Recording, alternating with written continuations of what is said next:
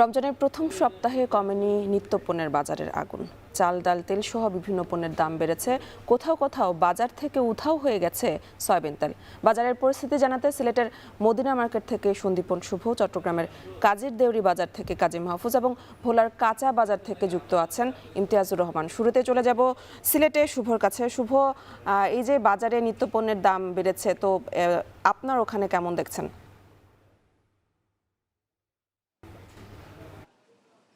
দেখুন আমরা রমজানের ঠিক আগ মুহূর্তে যেমনটি দেখেছিলাম যে উত্তাপ বাজারে, সেই উত্তাপটি এখনও বিরাজমান রয়েছে। রমজানের প্রথম সপ্তাহ চলছে, এখনও কিন্তু কাঙ্ক্ষিত মাত্রায় কোনো কিছুরই দাম কমেনি, বরং কোনো কোনো জায়গায় বেড়েছে। আমি যদি কিছু পণ্যের দামের কথা বলি, সেক্ষেত্রে বলতে হয় বিশেষ করে আজকের বাজারে রসুনের কথা। রসুন কিন্তু আজকের বাজারে 180 টাকায় যেখানে বিক্রি হচ্ছিল, সেটি 1 লাফে 200 টাকায় চলে গেছে এবং গত সপ্তাহে সেটি কিন্তু আরও কমে বিক্রি হচ্ছিল, অর্থাৎ 160 থেকে 170 টাকায় বিক্রি হচ্ছিল, কিন্তু আজকে আমরা দেখতে পাচ্ছি এখানে এসে 200 টাকায় বিক্রি হচ্ছে। এর পাশাপাশি পেঁয়াজের কথা বলতে হয়, পেঁয়াজের ঝাঁজও কিন্তু অনেক বেশি বেড়ে গেছে।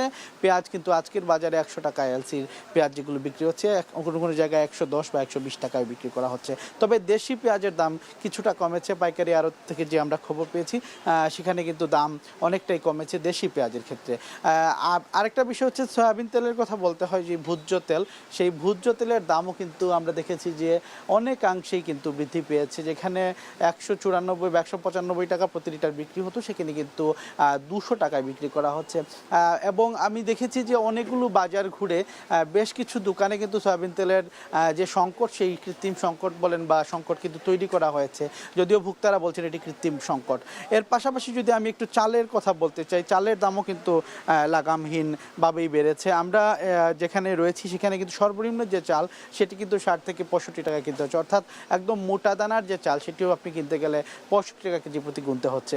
এর পাশাপাশি যদি একটু মাঝারি মানের চালের কথা বলতে চাই, সেক্ষেত্রে 75 থেকে 80 টাকায় সেই চাল কিনতে হচ্ছে। এবং চিনি গুঁড়া চাল বস্তা প্রতি যদি বলি, 25 কেজির বস্তায় কিন্তু 500 থেকে 700 টাকা পর্যন্ত কিন্তু বেড়ে গেছে সেই চিনি গুঁড়া চাল। অর্থাৎ খোলা বাজারে যেটি বিক্রি হতো 110 টাকা, সেটি 1 লাফে কিন্তু 140 টাকা পর্যন্ত দাম বেড়ে গেছে। পাশাপাশি ডালের কথা বলতে হয়, ডাল কিন্তু মসুরি ডাল আকার এবং মানভেদে কিন্তু 110 থেকে 180 টাকা পর্যন্ত বিক্রি হচ্ছে। এর পাশাপাশি যদি আমি বলি অন্যান্য পণ্যের কথা, অন্যান্য পণ্যের মধ্যে যে ইফতারের স্পেশাল যে আইটেমটি বা সবসময় যেটি প্রয়োজন হয়, সেটি হচ্ছে ছোলার দামও আমরা দেখছি 100 থেকে 120 টাকা বেড়ে গেছে। এবং প্রত্যেকটি দামেই কিন্তু আমরা কাঁচা সবজিতেও আজকে সকাল থেকে দেখছিলাম, কাঁচা সবজির দামও কিন্তু বেশ কিছু পদের দাম কিন্তু বেড়ে গেছে। বিশেষ করে লেবু শসার কথা বলতে হয়, লেবু শসার দামও কিন্তু বাড়তির দিকে। তো সব পণ্যেই বেশ আমরা দেখতে পাচ্ছি যে ঊর্ধ্বমুখী। এবং ক্রেতাদের সাথে আমরা কথা বলেছি, তারা বলছেন আসলে এই পবিত্র রমজান মাস আসলে কিন্তু কিছু সিন্ডিকেট বেরিয়ে যায় এবং তারা কিন্তু এই ধরনের দাম বৃদ্ধিতে তারা কালো ভূমিকা আমি বলবো রাখেন। এবং এখানকার যারা বিক্রেতা রয়েছেন, তারা বলছেন আসলে পাইকাররা যেভাবে তাদের কাছে বিক্রি করে, তারা অল্প লাভ রেখে তারা বিক্রি করেন।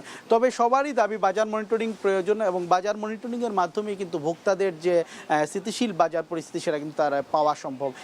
এই ছিল আমার কাছে সিলেটের বাজার থেকে সর্বশেষ খবরাখবর। বাজার পরিস্থিতির আরো খবর জানতে এবার চলে যাব চট্টগ্রামের মাহফুজের কাছে। মাহফুজ, আমরা শুনছিলাম যে সিলেটে কিন্তু নিত্যপণ্যের দাম বেড়েছে, তো চট্টগ্রামের বাজার পরিস্থিতি কেমন জানাবেন?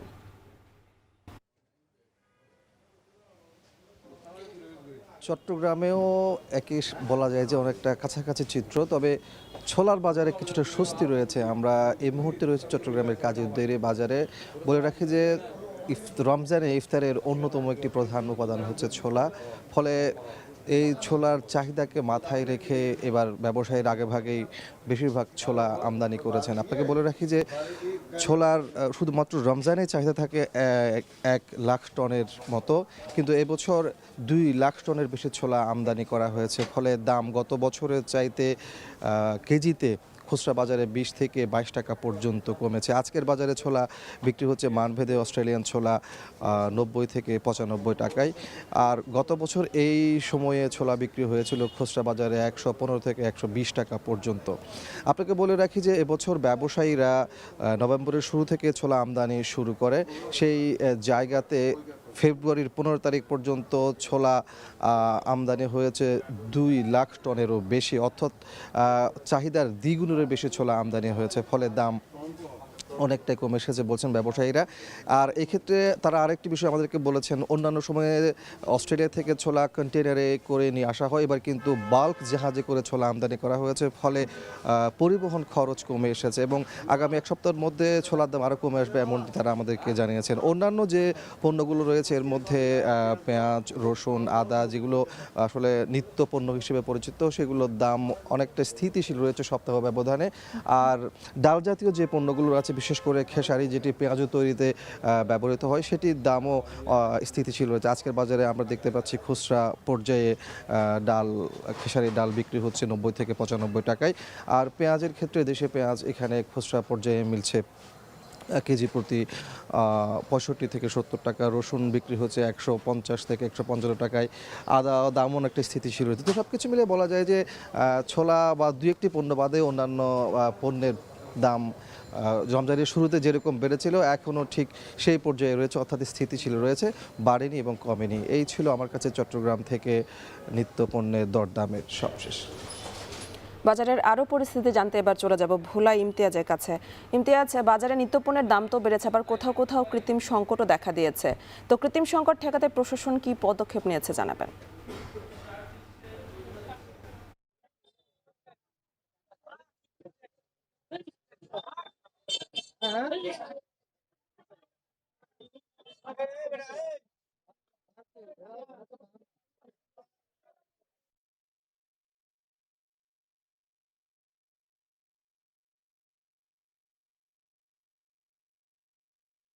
দেশের মতো দ্বীপ জেলা ভোলাও কিন্তু নিত্যপণ্যের দাম বৃদ্ধি পেয়েছে। বিশেষ করে রমজানের প্রথম দিকে ভোলার বাজার কিছুটা স্বাভাবিক থাকলেও রমজান ঘিরে কিন্তু সকল পণ্যের দামে কিন্তু ঊর্ধ্বমুখী বলেও কিন্তু আমরা দেখেছি বাজার ঘুরে। বিশেষ করে ভোলার বাজারে এখন বোতলজাত সোয়াবিন তেলের একরকম সংকট রয়েছে।